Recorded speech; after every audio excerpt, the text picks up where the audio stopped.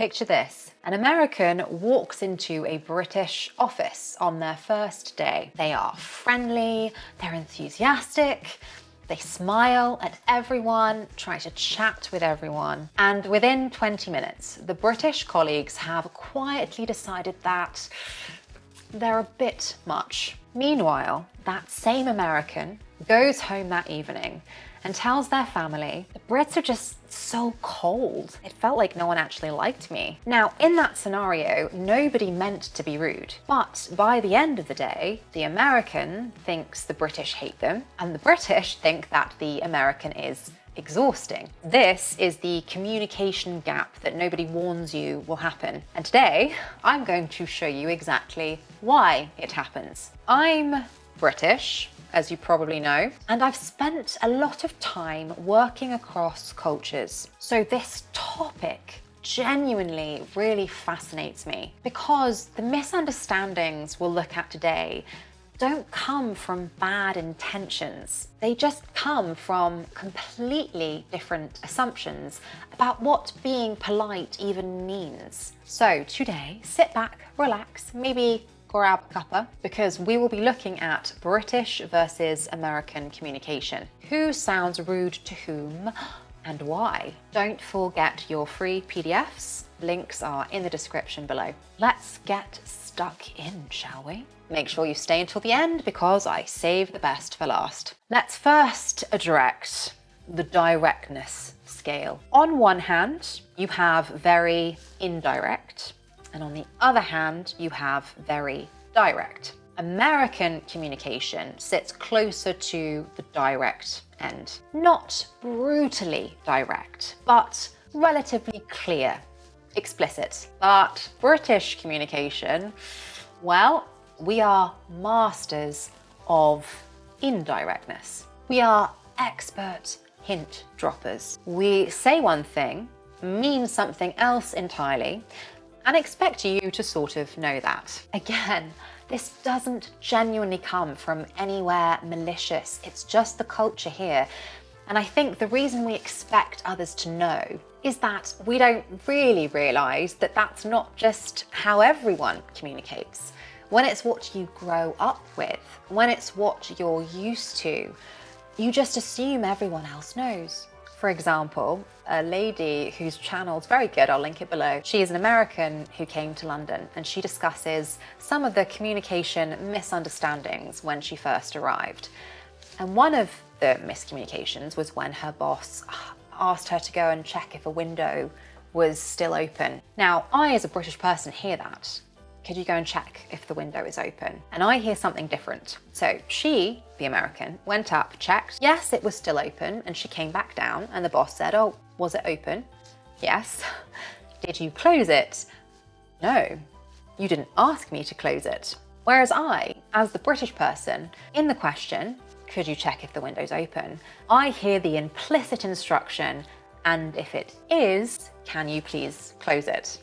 As I've said, I think because we grow up with it, we just assume that is how everyone communicates. And it's not until we have these sort of culture shocks or until we have lived abroad in another country that we understand actually how unusually indirect British people really are. So a British person might say, that's an interesting approach. And what they mean is, I don't think that's a very good idea.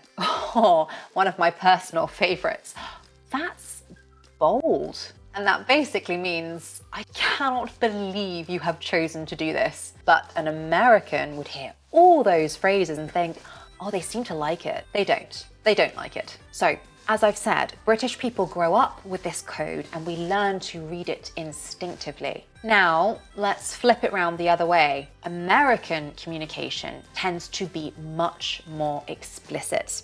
Hence that misunderstanding I just mentioned. If an American thinks your idea is good, they'll usually say so, clearly and enthusiastically, often with plenty of energy. Again, sorry for my American accent, but something like this. I love that idea. Oh, that's so exciting. But a British person would hear that reaction and think, why are they being so over the top?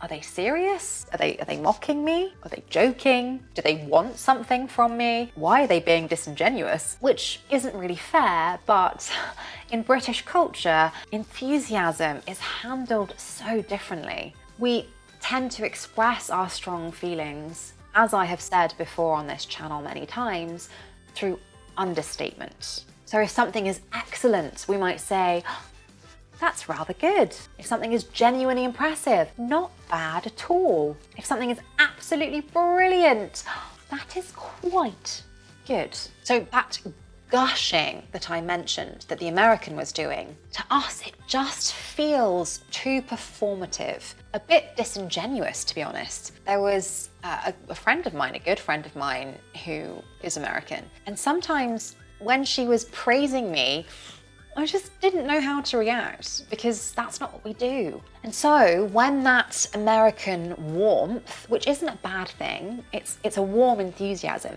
but when that American warmth meets British understatement, both sides walk away feeling a bit puzzled. The American thinks the British person is being unfriendly or cold, and the British person is finding the American disingenuous or exhausting. Both of them, in their cultural context, are being entirely normal. I suppose the important thing is to recognise it. Another key difference. We Brits, as I've spoken about so many times on this channel, apologise constantly. Sorry, could I just squeeze through? Sorry, were you using this? But here's something crucial to know. British apologies are usually not actual apologies. In British English, sorry is almost like a filler. It's just expected. It comes out automatically as a reflex. It can mean excuse me. It can mean I'm about to interrupt you. Sorry, can I just say? It can mean I acknowledge your existence. Sorry. Or I'm softening what I'm about to say with a sorry. Sometimes we say it even when nothing happens or when we have done nothing wrong.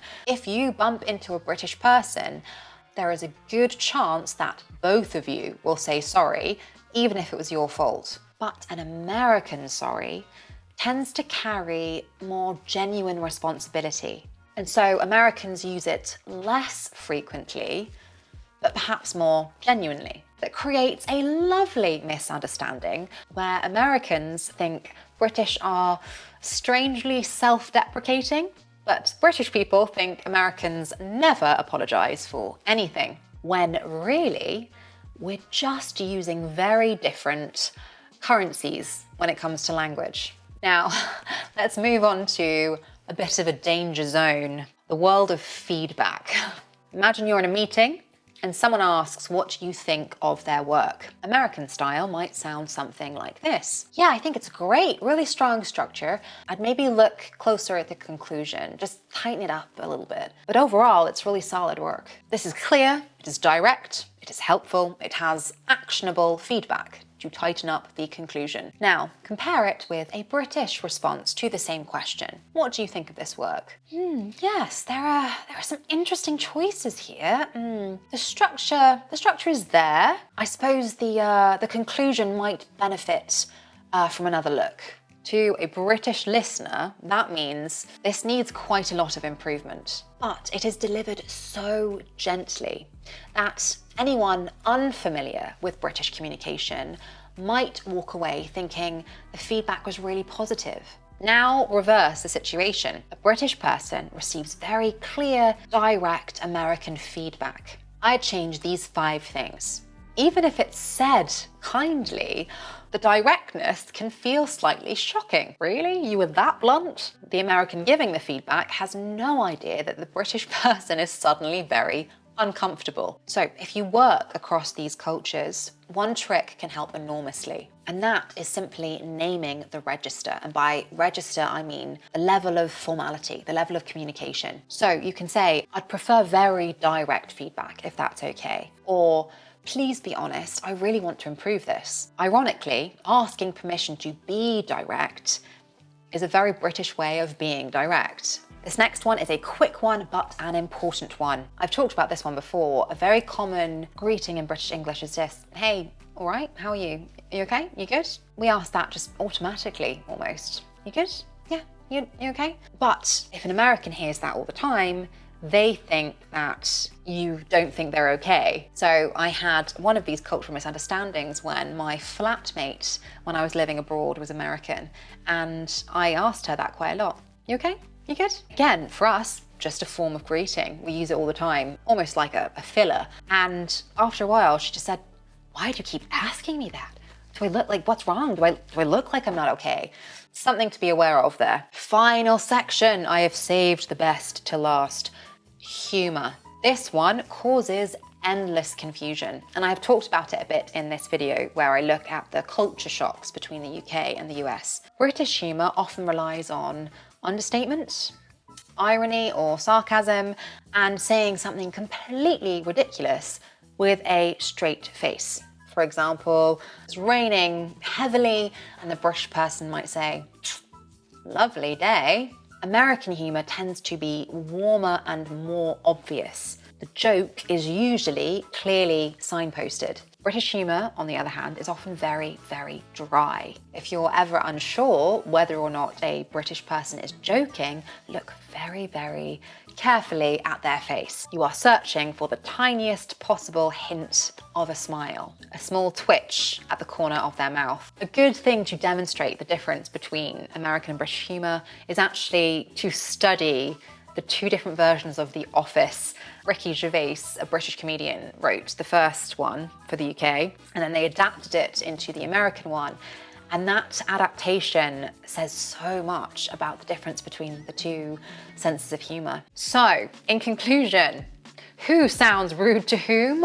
Honestly, both sound a little rude to the other. The American can sound too much, too direct, too energetic, but the British person can sound too vague, too reserved. Once you understand the invisible rules beneath the words, the ones that are very culturally specific, everything starts to make more sense. So British people should be more patient with Americans and vice versa.